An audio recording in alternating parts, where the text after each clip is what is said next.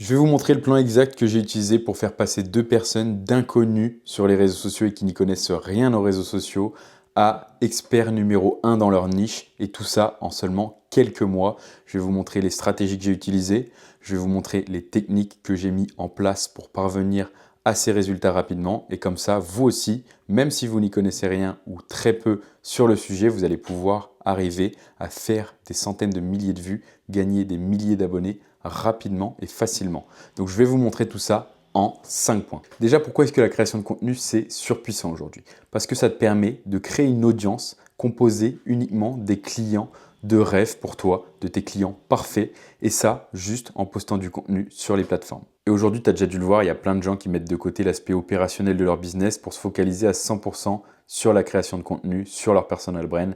Par exemple, Yomi Denzel qui a arrêté de se consacrer à 100% sur le e-commerce et qui s'est focus sur sa personal brand parce qu'il sait que grâce à sa personal brand, il va pouvoir vendre ses produits, ses offres beaucoup plus facilement et que c'est un levier, que ce soit en termes de visibilité ou en termes d'autorité, de confiance que les spectateurs ont envers lui. C'est pour ça qu'il a focalisé à 100%. Pareil, on a Iman Gadzhi, un Américain qui lui a délaissé son agence marketing pour se consacrer à 100% sur sa personal brand et qui a fait plus de 100 millions alors qu'il a que 24 ans je crois, justement en vendant lui des produits physiques. Il a une marque de lunettes, il a une marque de soda, il a aussi des accompagnements, des mentorats, des SaaS, enfin bref.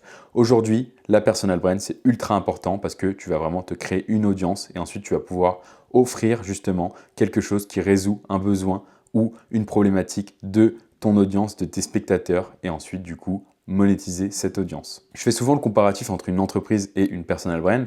L'entreprise, demain tu la vends, tu as gagné de l'argent, mais tu dois repartir de zéro. La personal brand, si demain tu as une entreprise qui est liée à ta personal brand et que tu vends juste l'entreprise, tu peux relancer un produit. Déjà, ce sera plus simple parce que tu sais quels sont les besoins, quelles sont les peurs de ton audience. Donc, tu peux trouver un produit qui répond à ses peurs et à ses besoins facilement. Et ensuite, tu as une communauté de personnes qui te suivent. Tu as une communauté de personnes du coup qui sont la cible parfaite de ton produit ou ton service. Et donc, tu peux leur vendre facilement parce qu'ils ont déjà confiance en toi et qu'ils ont besoin de ce que tu leur vends. La personal brand, c'est un outil surpuissant et on va voir que beaucoup de personnes se lancent dedans mais n'ont pas les bonnes stratégies. Beaucoup pensent qu'il suffit juste de créer du contenu et de le poster sur les réseaux alors qu'il y a plein de stratégies qui te permettent d'avoir des abonnés rapidement et de faire des centaines de milliers de vues facilement. Et c'est ce que je vais te montrer maintenant. Le point numéro 1, c'est d'essayer de comprendre les algorithmes. J'en vois plein qui se posent la question comment fonctionnent les algorithmes, comment je peux faire pour les comprendre, qui vont sur des forums, sur Reddit, etc. Alors que ça ne sert à rien en fait. J'ai jamais compris pourquoi essayer de comprendre les algorithmes. Ce qu'il faut, c'est juste comprendre leur objectif à la limite. Leur objectif, c'est qu'ils envoient les meilleures vidéos aux personnes qui sont les plus susceptibles de les aimer. Donc par exemple, si tu aimes le foot ou tu aimes le golf, ils vont t'envoyer des vidéos de golf ou de foot qui fonctionnent bien en ce moment. Mais savoir comment ils fonctionnent exactement, on s'en fout en fait. Il faut savoir juste que les boîtes, elles mettent des millions d'euros tous les ans pour améliorer ces algorithmes et qui fonctionnent. Donc ta vidéo, elle va être envoyée aux personnes qui sont le plus susceptibles d'être intéressées par ta vidéo. Donc si ta vidéo elle fonctionne pas, ça vient pas des algorithmes, ça vient soit que ta vidéo elle est nulle, ou soit que tu vises les mauvaises personnes ou que tu comprends mal ta cible. C'est pour ça que le point numéro 1, c'est de ne pas comprendre les algorithmes, mais de comprendre plutôt ta cible, de te demander qu'est-ce que j'ai en face de moi et quelles sont ses préoccupations et qu'est-ce qu'il a envie de regarder en fait. Et pour ça, tu as 5 questions. Déjà, tu peux te demander qui es-tu? Qui est ta cible? Qui est ton spectateur cible? Comment il est. Tu peux te faire une représentation physique, ce sera toujours mieux. Tu peux mettre une photo par exemple. Tu peux mettre un nom, un prénom, un âge. Comme ça, dès que tu fais une vidéo, tu t'adresses à lui. Le pire truc, c'est de faire une vidéo en s'adressant à personne ou à la mauvaise personne. Typiquement là, moi quand je vous parle, je parle à un mec qui potentiellement est intéressé par la création de contenu, qui a peut-être déjà un business. Moi, si je le visualise vraiment, ma cible, mon avatar cible, moi c'est Antoine, 25 ans, gagne 1000 euros avec son business, entre 1000 et 3000 euros avec son business, et veut passer à 10 000 euros avec la création de contenu. Et il n'y connaît pas grand-chose à la création de contenu, il poste des vidéos tous les jours parce qu'il sait que c'est ce qu'il faut faire aujourd'hui en 2025 pour faire de l'argent, mais il ne sait pas exactement comment s'y prendre. Et moi, je lui apporte les techniques, justement, je comprends où il en est, je comprends ses peurs, je comprends ses problèmes, je comprends les sujets qui l'intéressent le plus, et comme ça, moi, je m'adresse exactement à la bonne personne. Donc toi, tu vois, tu peux te faire ça de ton côté. Pour l'achat-revente automobile, nous, typiquement, c'était un mec de 35, tu vois, ça dépend aussi, ça change en fonction de ta niche, en fonction de qui tu vises aussi, qui tu veux viser, qui tu as envie de viser et qui tu peux viser. Ne vise pas, par exemple, moi, je ne vais pas viser un mec qui veut passer de 100 000 euros à 1 million parce que je ne l'ai pas fait. Donc, je ne vais pas m'adresser à cette personne. En revanche, un qui veut passer de 3-4 000 à 10-20 000, lui, je peux m'adresser à lui parce que je l'ai fait. Donc voilà, choisis bien ta cible aussi, essaye de comprendre qui elle est dans un premier temps et ensuite de te poser plusieurs autres questions, dont notamment qu'est-ce qui l'intéresse. Donc qu'est-ce qui l'intéresse moi, ça peut être dans l'achat-revente automobile, les fournisseurs par exemple. Ça peut être quelles sont les voitures qui se vendent le mieux, comment se lancer avec un faible budget. D'ailleurs, ça, c'est des questions qui peuvent s'adapter à plusieurs niches, on le verra après. Donc voilà, essayez de comprendre ça, qu'est-ce qui l'intéresse. Ensuite, essayez de comprendre qu'est-ce qui lui fait peur, quels sont ses problèmes. Ultra important.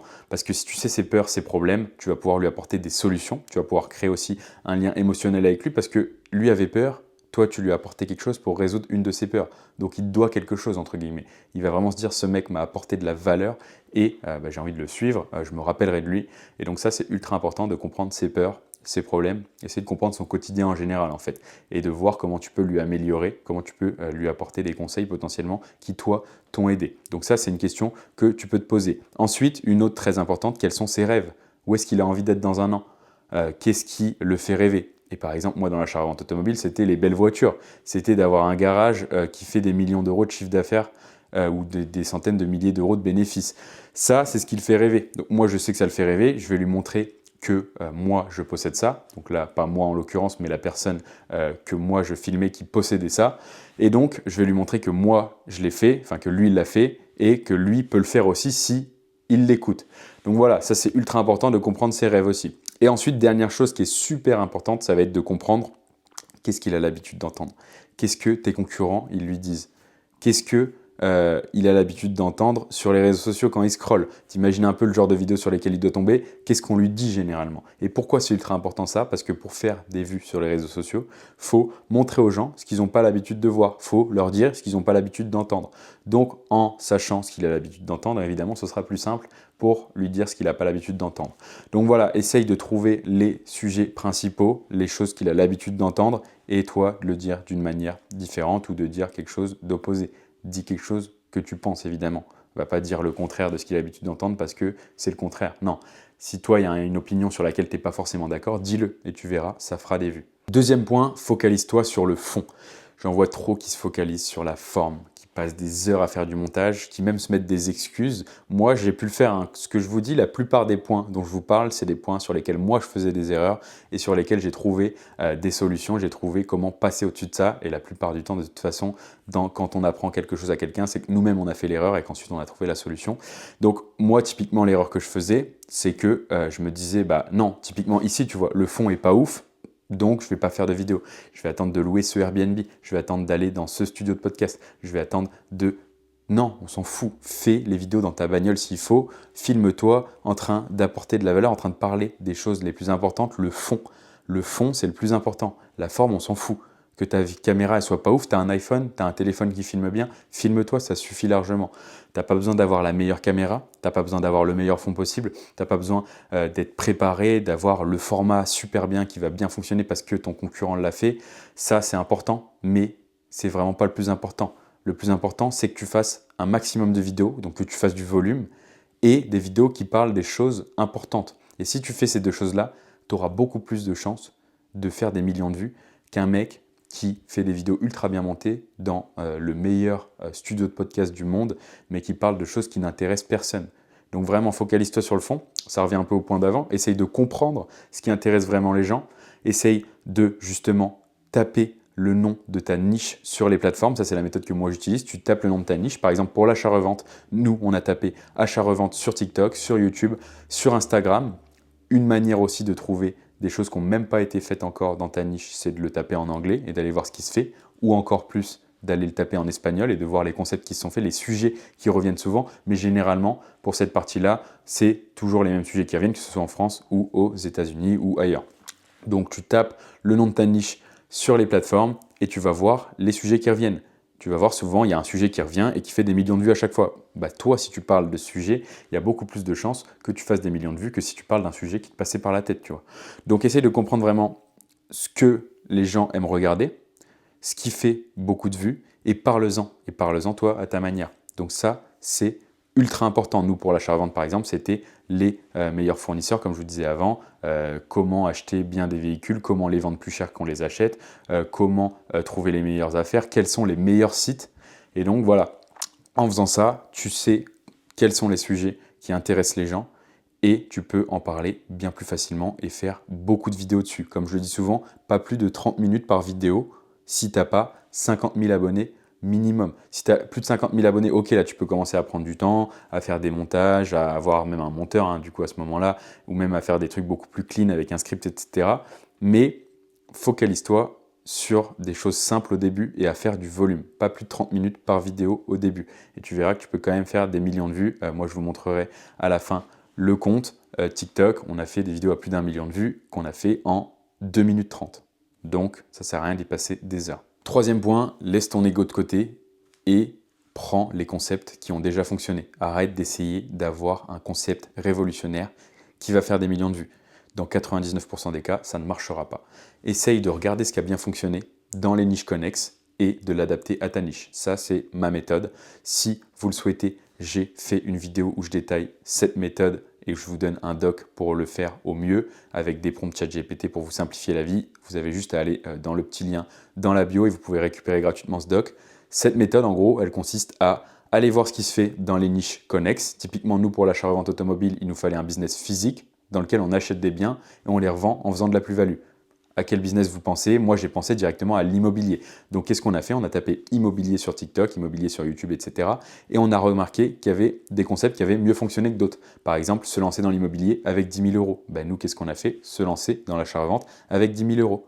400 000 vues. Ensuite, on a fait les 3 meilleurs sites pour acheter des biens. On a vu sur l'immobilier. On a fait les 3 meilleurs sites pour acheter des véhicules. Plusieurs centaines de milliers de vues. Et vous voyez, en reprenant des concepts viraux, en reprenant justement des formats de vidéos qui avaient bien fonctionné, ou même des hooks, ou même des call to action, vous pouvez reprendre un peu des détails à droite à gauche, mais qui ont déjà bien fonctionné. Donc, en assemblant toutes ces choses-là avec vous, vos axes de viralité, les choses qui intéressent les gens, le fond qu'on a vu juste avant, si vous regroupez ces deux choses-là, vous avez du coup la manière la plus impactante de parler des choses qui intéressent les gens et donc vous allez faire des millions de vues beaucoup plus facilement que si vous parliez d'un sujet qui, selon vous, intéresse les gens et que vous le faisiez d'un format qui, selon vous, peut être impactant. Non, regarde déjà ce qui fonctionne dans ta niche et ce que les gens ont envie d'entendre, de quoi les gens parlent. Et ensuite, regarde le meilleur format pour le faire en regardant dans d'autres niches pour faire un truc qui n'a pas déjà été fait dans ta niche et pour te démarquer. Typiquement, moi, il y avait un format où c'est pour vous dire à quel point vous pouvez aller chercher loin. Il y avait un format que j'avais vu sur l'UFC, donc l'UFC, la MMA, hein, ça n'a rien à voir avec l'achat-revente automobile, où un combattant notait de 1 à 10 les autres combattants. Qu'est-ce que j'ai fait? J'ai trouvé le format sympa. J'ai pris un des axes de viralité de ma niche, du coup l'achat-revente automobile, qui fonctionnait bien, qui était les meilleures voitures à moins de 10 000 euros. J'ai justement mis en scène la personne avec qui je travaille et je lui ai fait Citroën C3. Et là, il dit 6 sur 10, elle est bien parce que machin. Ok. Ensuite, Nissan GT-R, 9 sur 10, machin. Ok. Ensuite, j'ai fait un petit montage exactement comme l'UFC l'avait fait avec la voiture en haut, la personne qui parle en bas. La vidéo a fait 250 000 vues. Et je savais qu'elle allait faire des vues. Il n'y a même plus ce truc d'aléatoire de l'algorithme, etc. Parce que le format avait bien fonctionné dans une niche. Je parle d'un truc qui intéresse les gens dans ma niche. Et du coup, il y avait de grandes chances que ça fonctionne. Le point numéro 4, et vous voyez, moi j'ai encore un peu de mal là-dessus, et je pense que vous le verrez peut-être entre l'intro et la première partie, c'est que moi j'ai eu beaucoup de chaînes où je ne montrais pas ma tête et où j'ai fait des millions de vues, j'ai vendu des accompagnements, j'ai gagné des dizaines de milliers d'euros. Là c'est tout nouveau pour moi, c'est ma deuxième vidéo sur ma personal brand, et j'ai encore du mal à m'adresser de manière authentique à la caméra. Au début j'essayais de lire le script, etc., même si je lisais que des extraits. Non, lâche ton script. Arrête de vouloir que ta vidéo soit parfaite. Là, tu vois, moi, je me suis un peu lâché, je te parle. Et d'ailleurs, tu vois, en montrant des faiblesses, tu vas automatiquement te lâcher. Et en plus de ça, donc, tu vas être plus à l'aise, donc les gens vont être plus susceptibles de t'écouter. Et en plus, tu vas créer un lien plus fort avec ton audience parce qu'ils vont voir ton vrai visage. Ils vont pas voir la personne que tu essayes d'être. Et le but, c'est d'être le plus authentique possible. C'est comme ça que tu crées une audience. C'est comme ça que tu crées aussi un lien avec ton audience. Et c'est comme ça que tu vas être justement, tu vas te démarquer des autres parce que la plupart des gens lisent des scripts aujourd'hui et que vraiment les gens vont t'écouter. On voit quand un mec parle avec le cœur, on voit quand un mec lit. Ça, c'est un cinquième sens qu'on a, un sixième sens qu'on a par exemple. Tu vois, cette faute-là, je vais la laisser dans la vidéo. Pourquoi? Parce que ça montre ce que je dis vraiment et je vous invite, d'ailleurs, ça c'est un tip que j'utilise, c'est à laisser des erreurs dans vos vidéos. Ça vous forcera, et je pense que vous pouvez le voir, il y a pas mal de gens qui font des vlogs, notamment des youtubeurs très connus en France, qui laissent des erreurs volontairement dans leurs vidéos pour se forcer à être le plus authentique possible. Donc ça, c'est ultra important, et vous allez voir, justement, ces petites erreurs, les gens vont les oublier. En revanche, le fait que vous soyez quelqu'un d'authentique et que vous parliez avec votre cœur et que vous parliez sincèrement à la caméra, ça, ils ne l'oublieront pas. Et d'ailleurs, pour en revenir à ce truc de sixième sens, nous, sur la chaîne d'achat-revente automobile, on a essayé un format qui nous a fait décoller, c'est les questions-réponses. Je pose une question à justement une des deux personnes et il répond. Et ça, c'est très simple, mais c'est un bon hook. Du coup, bref, si vous voulez, j'en reparlerai dans une autre vidéo, mais ça fait des millions de vues très facilement.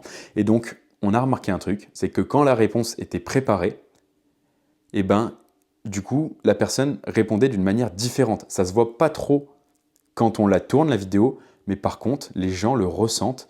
Et les vidéos qu'on fait le plus de vues, c'était à chaque fois quand la réponse n'était pas préparée et que je lui disais même pas quelle question j'allais lui poser. Alors que quand je lui disais avant, il avait le temps d'y réfléchir un peu. Et donc, il avait justement deux, trois trucs qu'il voulait dire. Et si jamais, par malheur, tu oublies d'en dire un, tu te dis « Ah bah non, il faut que je recommence tout. » Ou même, il te reste dans la tête et tu te dis « Ah, j'ai pas parlé de ça, c'est chiant, etc. » Donc, juste, fais-toi un script, mets les points importants. Tu vois, là, moi, pour les 5 points, au début, j'avais commencé à écrire ce que je vais dire pour chaque. Au final, je me suis dit « Non, tu sais quoi, je vais juste parler des points importants. Je connais mon sujet. Donc, écris quand même au préalable sur ces 5 points. Tu relis un peu avant les 5 points. Et ensuite, tu lis juste le titre de chaque point avant de faire le point. Et comme ça, tu vas parler de manière beaucoup plus naturelle, de manière beaucoup plus authentique. Et tu vas voir, les gens vont bien plus adhérer à ce que tu dis. Le cinquième point, qui est un point un peu plus technique, c'est une erreur que je vois chez 90% des gens. C'est de ne pas faire du multiplateforme. Multiplateforme, ça veut dire quoi? Ça veut dire que nous, par exemple, notre réseau social principal, c'est TikTok. On poste les vidéos sur TikTok, on conceptualise les vidéos pour TikTok, on repère les formats qui fonctionnent bien sur TikTok et on les refait.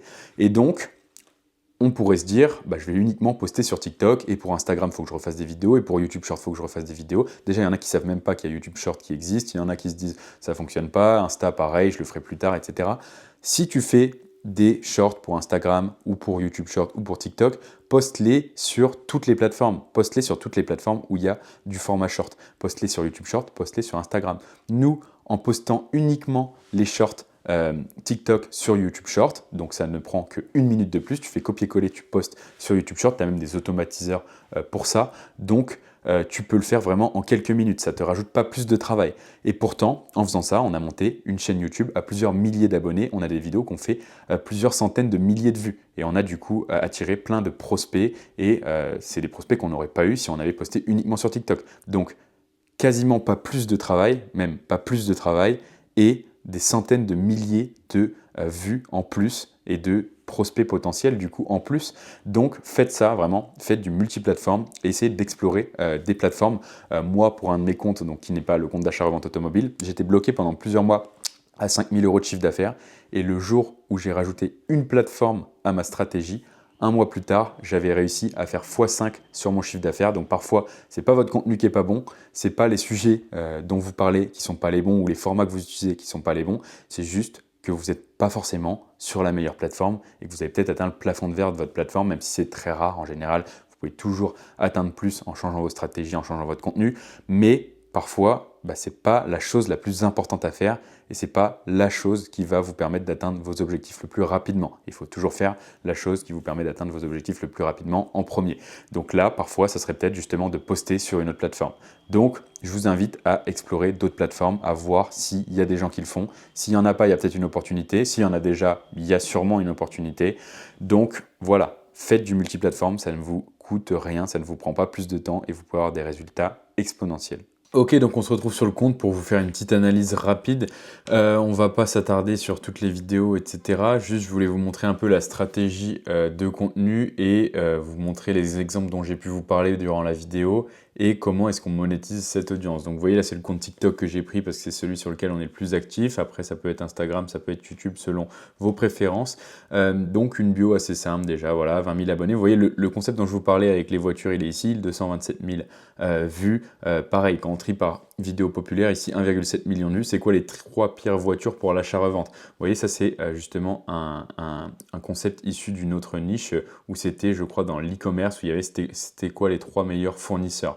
Bah là, vous prenez c'est quoi les 3 pires voitures ou les 3 meilleures voitures, et à chaque fois c'est des choses comme ça, c'est quoi le meilleur site. Donc vous voyez, même ces formats-là que vous voyez, vous pouvez les réadapter à votre niche potentiellement.